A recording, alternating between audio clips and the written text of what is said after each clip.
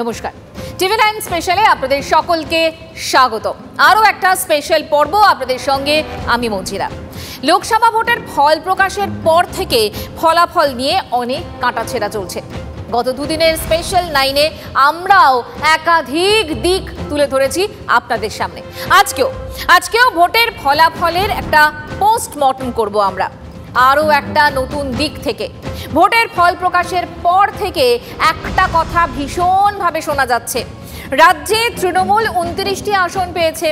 জোড়া ফুলের এই দুরন্ত সাফল্যের পেছনে নাকি গ্রামের ফসল, অর্থাৎ গ্রামের মানুষ তৃণমূলকে ঢেলে ভোট দিয়েছেন। কিন্তু সেই তুলনায় নাকি শহুরে ভোটাররা তৃণমূলের পাশে দাঁড়াননি। তথ্য ঘাঁটলে দেখা যাচ্ছে বিষয়টা খুব একটা ভুল নয়। রাজ্যের একাধিক পুরসভা অঞ্চলে জোড়া ফুলের থেকেও পদ্ম ফুলের দাপট বেশি। রাজনৈতিক মহলের মতে এটা তৃণমূলের মাথা ব্যথার কারণ হয়ে দাঁড়াতে পারে। আজকের স্পেশাল 9-এ এই বিষয়টাই একটু তলিয়ে দেখার চেষ্টা করব। আজকের স্পেশাল 9-এ আমাদের প্রশ্ন, শহর বিমুখ গ্রামেই বাজিমাত। मिला है उसके कारण भी अब आप फ्रेश होकर के फिर से मैदान में आए होंगे। तो 18वीं लोकसभा, और वैसे भी हमारे यहाँ व्यक्ति के जीवन में 18वीं इसका बड़ा महत्व होता है। एक नए कालखंड में प्रवेश करता है टीनेज समाप्त करके। ये 18वीं लोकसभा एक प्रकार से नई ऊर्जा, युवा ऊर्जा और कुछ कर गुजरने के इरादे वाली ये लोकसभा है। और आजादी का अमृत महोत्सव के बाद का ये पहला चुनाव है। और एक प्रकार से वो 25 वर्ष हैं जो हमारे अमृतकाल के 25 वर्ष हैं, और जो 2047 देश जब आजादी की शताब्दी मनाता होगा, एक प्रकार से उन सपनों को साकार करने का एक बहुत महत्वपूर्ण पड़ाव ये 18वीं लोकसभा है। साथियों, एनडीए सरकार को तीसरी बार देश की सेवा करने का देशवासियों ने आदेश दिया है, अवसर दिया है। मैं देशवासियों का फिर से एक बार ये अवसर देने के लिए हृदय से आभार व्यक्त करता हूं। और मैं देशवासियों को विश्वास देता हूं कि पिछले 2 टर्म में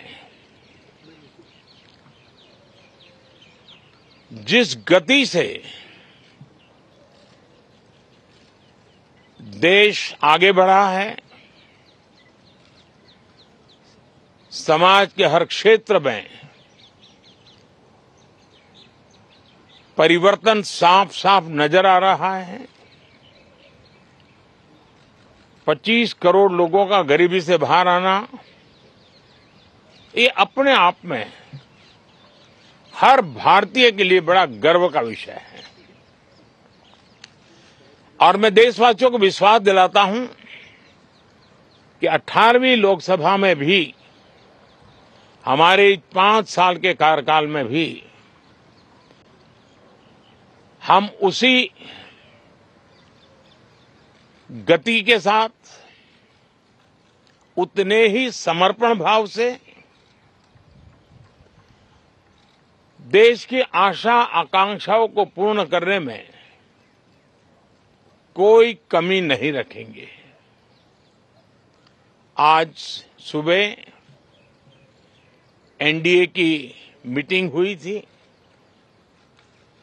एनडीए के सभी साथियों ने मुझे फिर से एक बार इस दायित्व के लिए पसंद किया है।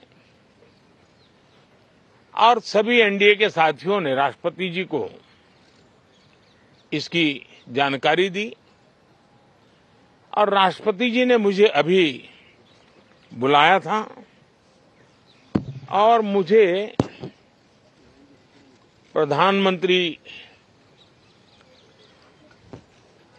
डेजिग्नेटेड के रूप में काम करने एक नियुक्ति दी है और मुझे शपथ समारोह के लिए और मंत्रिपरिषद के सदस्यों के सूची के लिए उन्होंने सूचित किया है।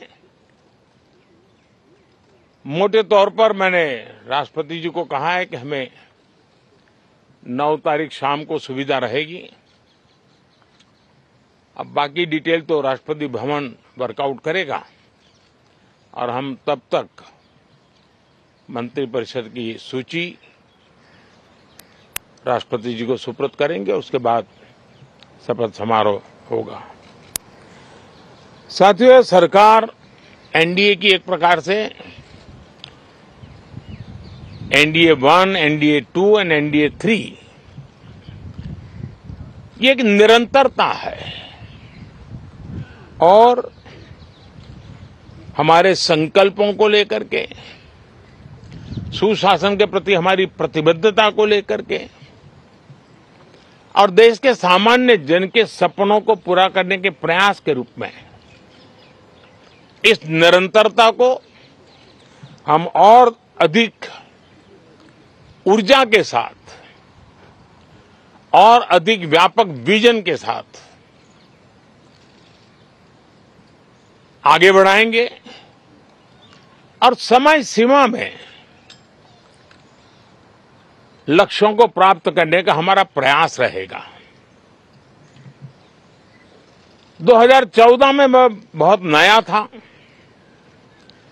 मुझे अब एक लंबे समय तक इस कार्य का अनुभव मिला है, हमारी टीम को अनुभव मिला है और इसलिए हमारे लिए अब तुरंत ही काम को आगे बढ़ाना बहुत ही सरल रहने वाला है और इस अनुभव का लाभ भी देश की सेवा करने में मिलने वाला है। इन 10 साल के कार्यकाल के दरमियान भारत की वैश्विक जो छवि बनी है, दुनिया के लिए एक विश्व बंधु के रूप में भारत उभरा है, इसका मैक्सिमम एडवांटेज अब शुरू हो रहा है और मुझे पक्का विश्वास है ये 5 वर्ष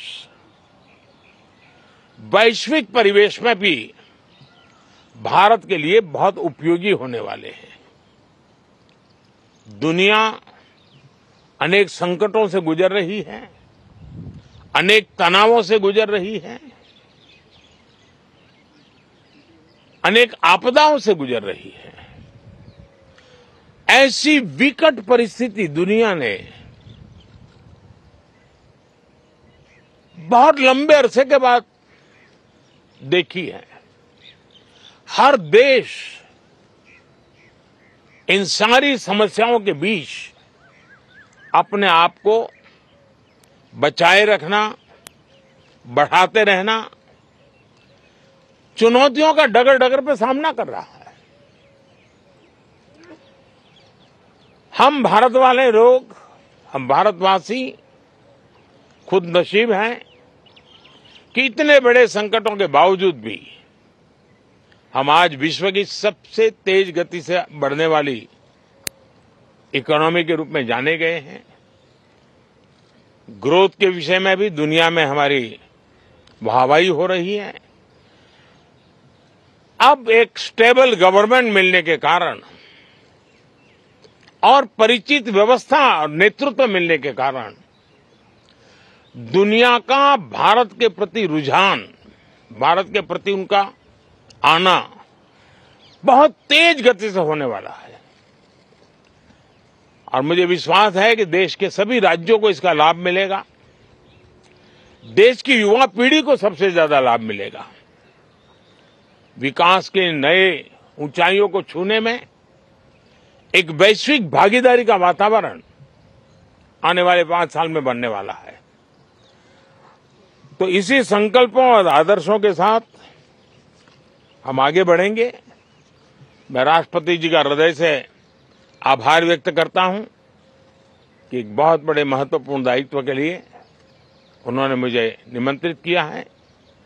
आप सबका भी दोस्तों बहुत बहुत धन्यवाद। Thank you. রাষ্ট্রপতি ভবনে গিয়েছিলেন তিনি এবং সরকার গড়ার আবেদন, এনডিএ সরকারকে জনগণ আবার সুযোগ দিয়েছে বললেন নরেন্দ্র মোদী। তৃতীয় দফায় সরকার গঠনের জন্য তোড়জোড়। আজ আমরা দেখলাম দল ও নেতা নির্বাচিত করা হলো নরেন্দ্র মোদীকে এবং এরপরই রাষ্ট্রপতি ভবনে সরকার গঠনের দাবি।